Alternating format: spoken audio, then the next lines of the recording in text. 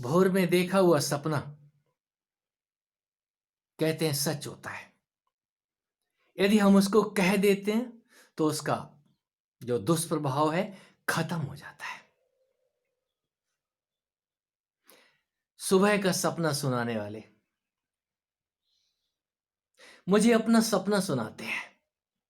क्या मृत्यु के समय पे ऐसा होता है?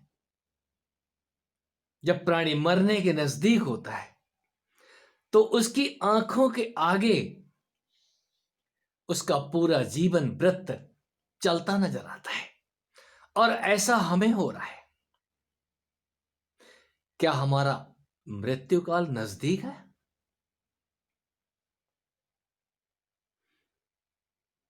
फाइव रेग्रेट्स, कहीं वो 5 पछतावे, उन्होंने वो किताब पढ़ ली है। किसी ने 5 रेग्रेट्स बुक लिखी है, बेस्ट सेलर। आजकल दुखती रग के ऊपर कोई हाथ रख दे तो हमें उससे बड़ा मित्र और कोई दिखाई नहीं देता। हम उसको सच्चा साथी समझ लेते हैं और उसने जो कुछ भी सलाह दी है उसको सीने से लगा लेते हैं। काश हमने ऐसा किया होता। काश मैंने जिंदगी अपने हिसाब से जी होती। काश मैंने अपने परिवार को प्रेम किया होता। काश मैंने नौकरी नहीं छोड़ी होती और जिनके लिए नौकरी छोड़ी थी मैं परिवार को समय दूंगा, पत्नी को समय दूंगा और बच्चों को समय दूंगा। अच्छी खासी नौकरी छोड़ के घर बैठ गया था और उसका परिणाम उनके सामने है। वो परिणाम से दुखी होकर के एकांत में बैठ के उबासियां भरते हैं। कारण क्या है? हम फैसले दूसरे के हिसाब से लेते हैं। दूसरे ने कह दिया है तो वो करना शुरू कर देते हैं और नतीजा जब आता है तब तक बहुत देर हो चुकी होती है। वो 5 रेग्रेट्स नहीं होते, अनंत रेग्रेट्स आपके जीवन में होते हैं। ये रेग्रेट्स होते ही उनको हैं जो दूसरे के हिसाब से चलते हैं। उन्होंने अपनी नहीं सुनी, कोई दूसरा ही बताता है। यहां जब कोई दूसरा बताता है हम उसी को गुरुजी बोल देते हैं। आप हमारे गुरुजी हो। बाहर की पाठशाला में तो पूरा जिंदगी कोई ना कोई गुरु पकड़ना ही पड़ता है। अंदर की पाठशाला में जाने के लिए भी हमें गुरु की तलाश रहती है और जिनको गुरु मिल जाता है, गुरु बता के पीछा छुड़ाता है। हम गुरु का पीछा नहीं छोड़ते। कोई भी गुरु, कोई भी समर्थ गुरु आपको आगे धक्का देगा, पीछे नहीं खींचेगा, अपने पीछे आने के लिए नहीं बोलेगा। और जो कुछ भी वो देगा चलना आपको ही है। किसी ने अष्टावक्र गीता यदि पढ़ी है तो अष्टावक्र गीता एक वाक्य में सिमट सकती है। हे जनक, जागना तू नहीं है। हे जनक, जो तुझको होना है वो तुझी को होना है और करने के लिए ये क्रिया योग तुझे ही करना है। तू कितना तेजी से चलता है ये तेरे हाथ में नहीं है। तू कोशिश तो कर और जो जागना चाहता है उसको कोई सुला नहीं सकता। इच्छा, कहीं इच्छा तो हो जाए हमारी। और उसको जाने बिना यदि आप मृत्यु की सैया पे पड़े पड़े वो पूरा जीवन वृत्त देख रहे हैं स्वप्न सदृश, यहां सपने ही दिखाई देते हैं, क्या खुली आंखों से और क्या बंद आंखों से। पड़े पड़े हम बिस्तर पे सपने ही देखते हैं और जब हाथ पैर निढाल हो रहे हो तो सपने देखने के अलावा कुछ बचता नहीं है। उसने ये बोला था, गुरु जी ने ये बोला था, फलाने संत ने ये बोला था। तब हमें गीताओं के गीत और सत्संग की बातें याद आती हैं। काश हमने अपना जीवन अपने हिसाब से जिया होता।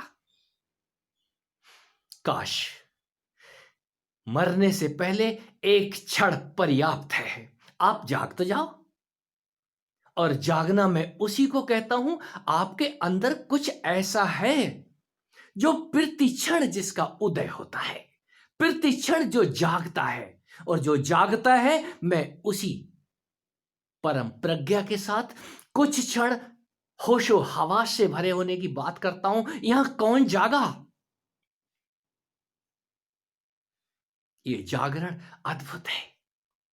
ये जागरण ही महोत्सव है। ये जागरण उस मृत्यु से पार जाने का रास्ता है, जहां मृत्यु नाम की कोई चीज नहीं है।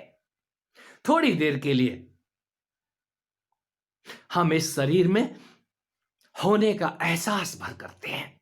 कोई चुभती हुई बात बोल दे तो, या प्रेम के दो शब्द बोल दे, बल्कि होश हमें आता ही तब है जब कोई हमें कचोट ले, कुछ ऐसी बात बोल दे जो हमारे तार तार हिल जाएं एक बार को। और यही तो गुरु करता है। क्या कर रहे हो? बुढ़े हो गए हो। अरे अब तो घर छोड़ो। तो घर छोड़ के कहां जाएं? बन जाओ। यहां बन कौन जाना चाहता है? मैं बनने की बात करता हूं, संत जन बनने की बात करते हैं। अपने ही अंदर आप बन तो जाओ एक बार। उठ के बैठ जा रहे हो, जरा बन जाओ। आप जो भी राम जी श्याम जी हैं, घनश्याम जी हैं, आप बन तो जाएं।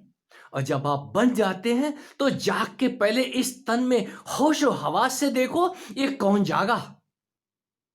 ये जाग के क्षण जागना आपको ही है। और जो जाग जाता है वो जगाने की बात इसीलिए करता है कि यहां मृत्यु नाम की कोई चीज नहीं है, रेग्रेट्स नाम की कोई चीज नहीं है। यदि आपने बाहर सारे रेग्रेट्स पूरे कर भी लिए और अपने साथ नहीं हो पाए, तो वो जीना बेकार हो गया।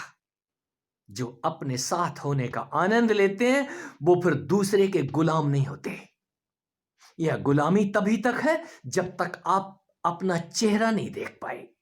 ये चेहरा देखने के लिए ही हम सुबह उठ के खड़े हो जाते हैं और सबसे पहले शीशा देखते हैं, मिरर के अंदर मुंह देखते हैं, आंखें साफ करते हैं, चश्मा साफ करते हैं। क्या बात है! आपके अंदर भी कुछ ऐसा है जो देखने योग्य है। उसको देखने के बाद ही कोई कहता है, मैं इस तन के अंदर और बाहर दौड़ लगाता रहता हूं।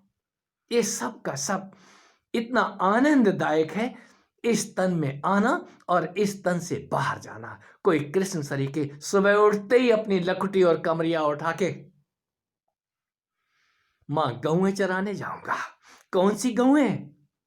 ये आंखें खोल देता है, कानों के पट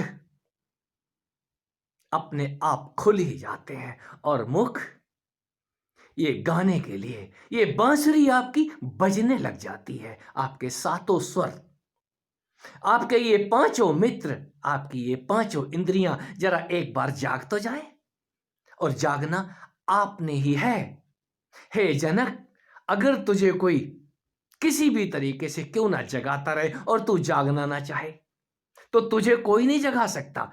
जागना तू नहीं है। गुरु सिर्फ आपको मदद करता है। गुरु को पकड़े ना रहो। गुरु आपको नहीं पकड़ता। कोई भी गुरु किसी चेले को नहीं पकड़ता। क्यों पकड़ेगा? वो आजादी देता है, और ये आजादी किसी समर्थ के साथ होने से ही आती है।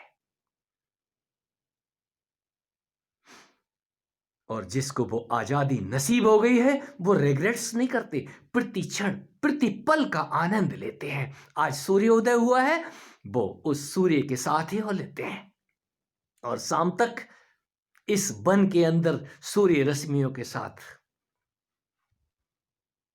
मस्ती मारते हैं अपने साथ। जो अपने साथ हो जाता है वो कभी अपने से अलग नहीं होता।